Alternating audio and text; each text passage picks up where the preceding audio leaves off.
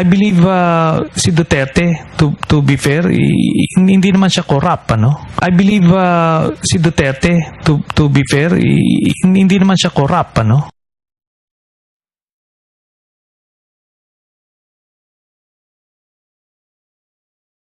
Kaya makinig ka, Trillanes, ito masasabi ko sa iyo. Meron ka palang ilalabas na sinasabing listahan sa tamang panahon. Doon ka sa telenovela dapat pumunta. Ngayon, itong nasasabi ko sa iyo. Pag nagkaroon ng investigahan sa Disbursement Acceleration Program, mangunguna ang pangalan mo doon sa mga nakirabang. Kaya mag-ingat ka. Kasi pag yan inimbestigahan na, nako, maghihimas ka rin ng yung dati mong gawi. Baka pag minalas-malas ka. Ngayon, kung korupsyon ang pag-uusapan, ayan ang presidente mong medyo nalagasan na ng kung ano-ano dyan sa kanyang bumbunan, etong aking masasabi. Hindi mo ba nakikita yung kapabayaan, ang mukha ng kapabayaan at katiwalian nangyari noon sa DAP pa lang sinabing unconstitutional na? Anong ginawa ng amo mo? Di ba? Malinaw pa rin, tinuloy ninyo. O yung sinasabing LRT, MRT noon, yung MRT, mukha ng kapabayaan, katiwalian. Ngayon, bakit ka tumitingin sa kasalukuyang panahon? Di mo tingnan yung nakaraan, kundi ka ba naman kumag at kengkoy, kolokoy.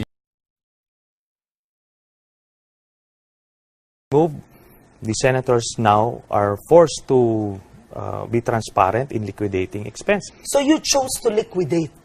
Yes. Yeah. Kumbaga, what you're saying, the 18 million, you liquidated it in full.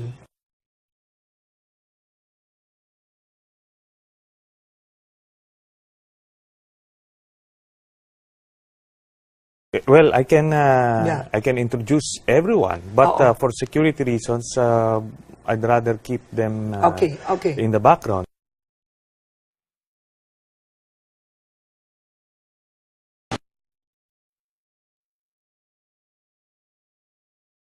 So yan, ang idea lang kasi natin kasi ng consultant is ito yung mga dalubhasa na talagang kailangan may PhD, gano'n, o abogado.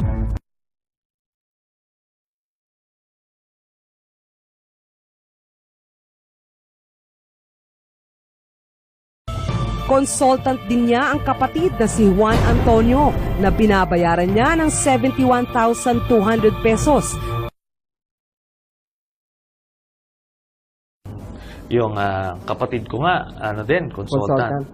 At maging ang mga campaign donors na sina Robert Fong at Fabian Go, binabayaran niya ng 80,000 piso kada buwan bilang consultant. Sina Fong at Go ay nag-donate ng tig-kalahating milyong piso sa kampanya ni Trillanes noong 2013. 16 times nagpunta ka ng China. After your last visit, we lost Scarborough. Yes. I'm accusing him of treason. Posible raw na may kinalaman ang Malacanang sa pag-atake ni Senador Antonio Trillanes kay Mayor Duterte. Ayon yan kay Senadora Miriam Defensor Santiago. Takot daw kasi si Pinoy na maipakulong ni Digong kapag naging Pangulo ito. Nasa gitna ng aksyon, si Romel Lopez. Tila sinagot naman ito ni Duterte nang ipasilip sa media ang ilang bank certificates at passbook ng kanyang pamilya mula sa Bank of the Philippine Islands.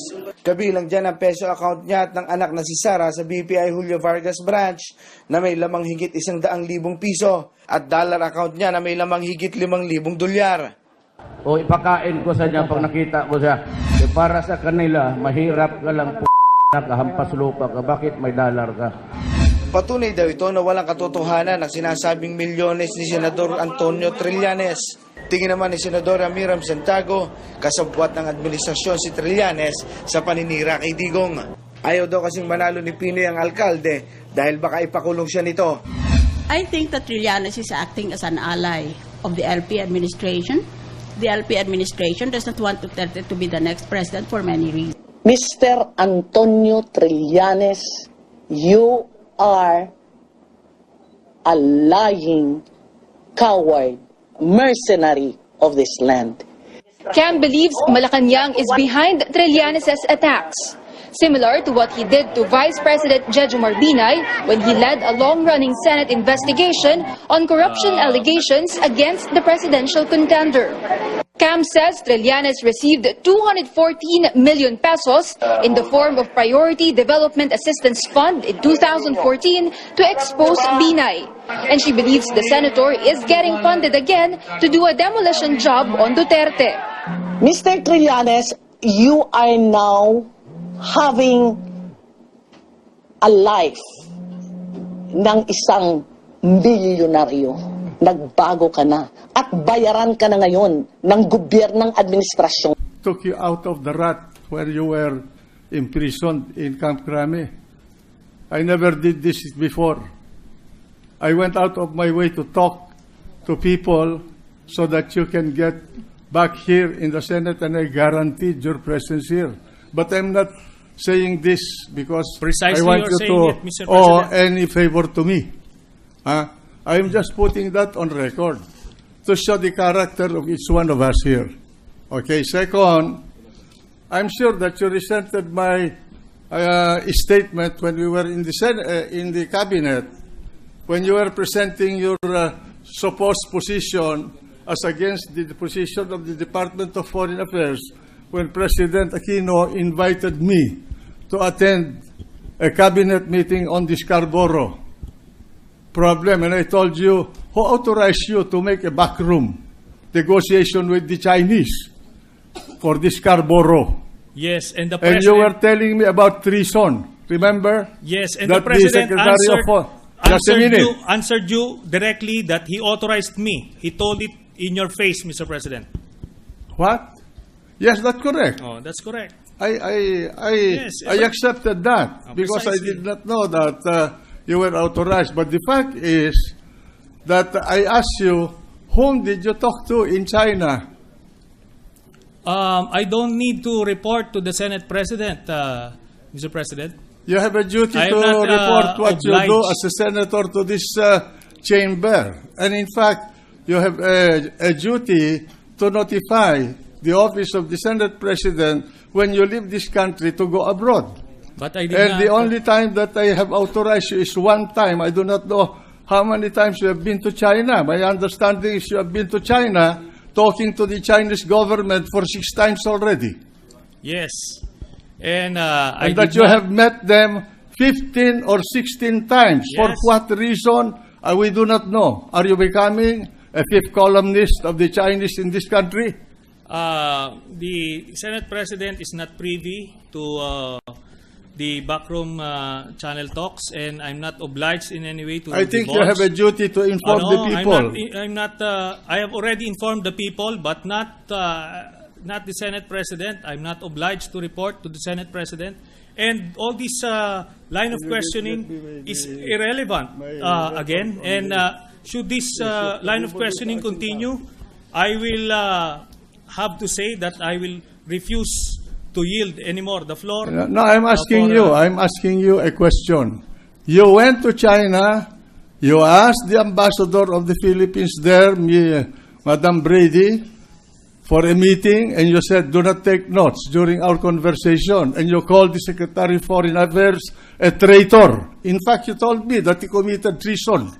Yes, it was an executive session, and we're not supposed to And I divulge will what's read, happening in you the... want, I will read into the record your conversation with Brady But it's and supposed his notes to the Department of Foreign It's Affairs. supposed to be a confidential matter. Yes, but there's nothing confidential. Even in the executive meeting, cabinet meeting, in the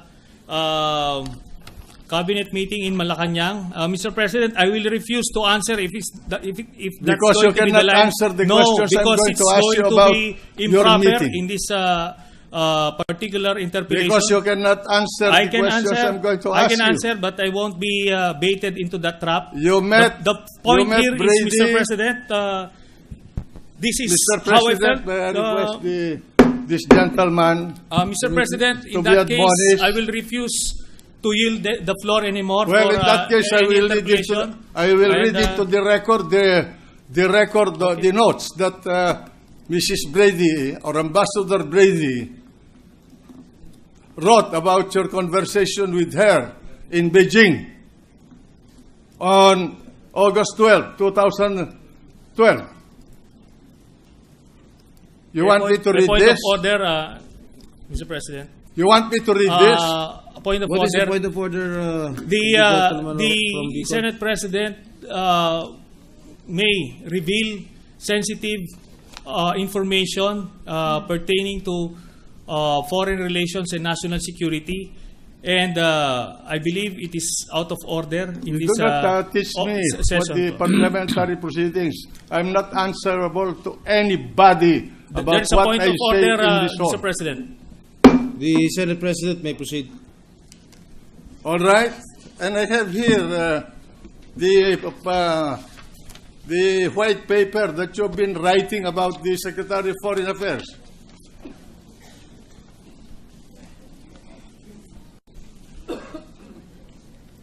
Well, 17 August 2012. He cannot take the hit. He's a coward. Senator Trillanes requested that no notes be taken.